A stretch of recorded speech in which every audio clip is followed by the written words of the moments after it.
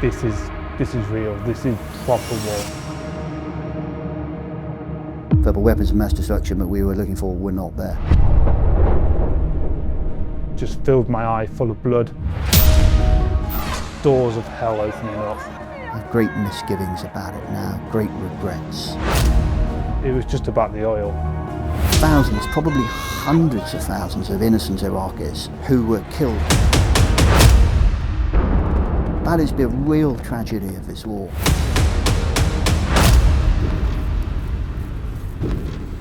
My fellow citizens, at this hour, American and coalition forces are in the early stages of military operations to disarm Iraq, to free its people, and to defend the world from grave danger. On my orders, coalition forces have begun striking selected targets of military importance to undermine Saddam Hussein's ability to wage war.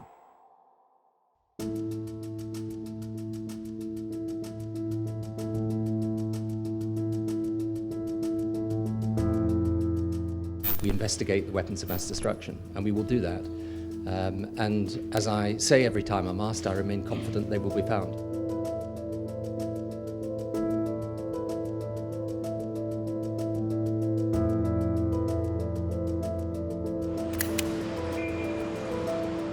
I was part of the planning team that was involved in the invasion of Iraq. My first actual proper deployment was in 2005. By then I'd been in the army for more than 20 years. I was in charge, I was leading a company, about 100 soldiers.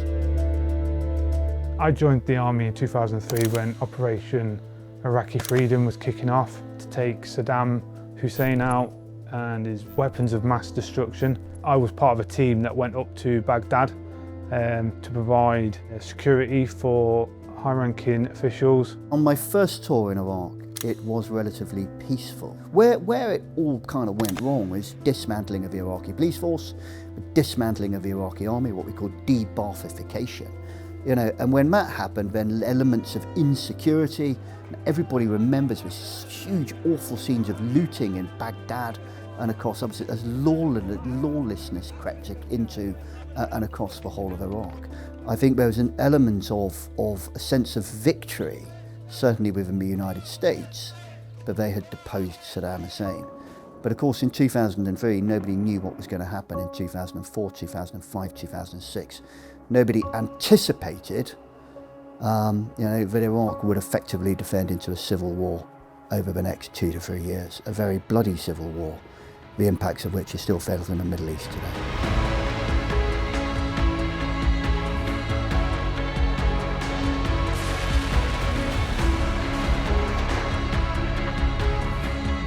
Destruction and death everywhere. Quite clearly signs of bombs being dropped in the area where we was working, and you could just taste it and smell it in the air, the death and destruction.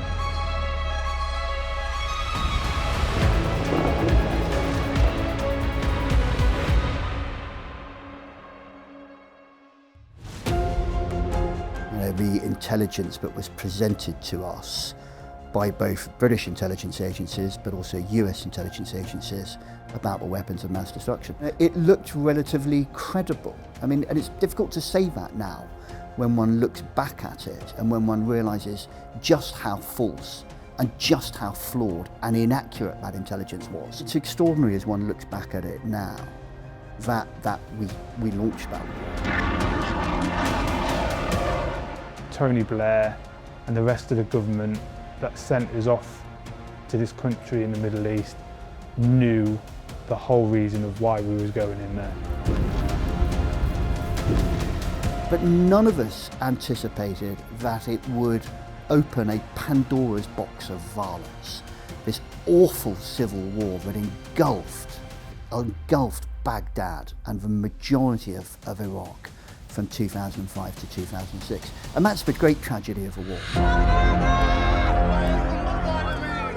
The thousands, probably hundreds of thousands of innocent Iraqis who were killed or whose lives were changed horrendously as a result of a civil war. And of course it didn't end in 2006, 2007, 2008. So I say this is sort of Pandora's box. We unleashed hell through that war which saw the rise of ISIS, it saw the awful events in northern Iraq, in Syria, all of it. The human cost of war is real. It doesn't take Einstein to work out that when someone drops a bomb, regardless of who it is, somebody's going to get hurt or killed, and it's just going to leave behind a trail of destruction and chaos and sadness. I saw that firsthand in both countries that I went to.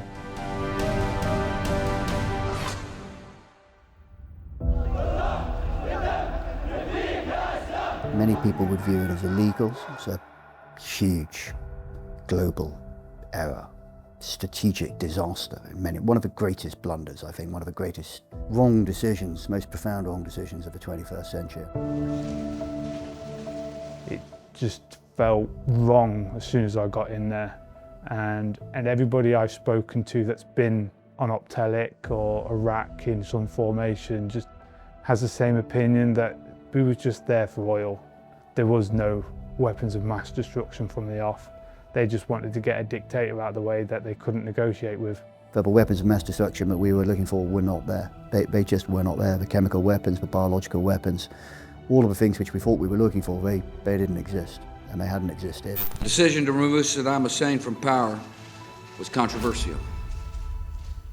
We did not find the weapons of mass destruction that we all believed were there. The reason for him wanting to go in was quite clear. In our eyes, it was, or my personal eyes, it was just about the oil and how they wanted to control it. Yeah, the reality, of course, with all of these conflicts is, where does the money go? You know, who gets the contracts? Almost invariably US or Western oil companies. So an awful lot of that money never goes to the Iraqis or to whoever it is. It ends up being creamed off by the United States, by the occupying power.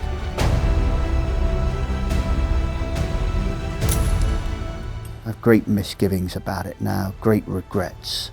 But at the time, I believed it was being done for good intentions. But I look back on it and I realise I was pretty naive and foolish. It's not pleasant being a soldier. You have to be in a certain mindset to do what soldiers do. After you've done it and the dust is cleared, there's always going to be a moment where you reflect on it and feel a little guilty for, you know, taking human life. It's not pleasure. At the end of the day, it is kill or be killed. Not ideal. I think we've all learnt huge lessons. I think our political leaders are hugely nervous now about committing to long-term wars, and are certainly hugely nervous about committing ground forces, soldiers, boots on the ground. I think politicians need to realise that if they decide that they're going to take the country to war, you know, there's going to be people that get hurt, whether it's physical, psychologically, or both. And that's on their shoulders. And if they are happy with that and can sleep at night knowing that, then kudos to them. Have we left Iraq in a better place now?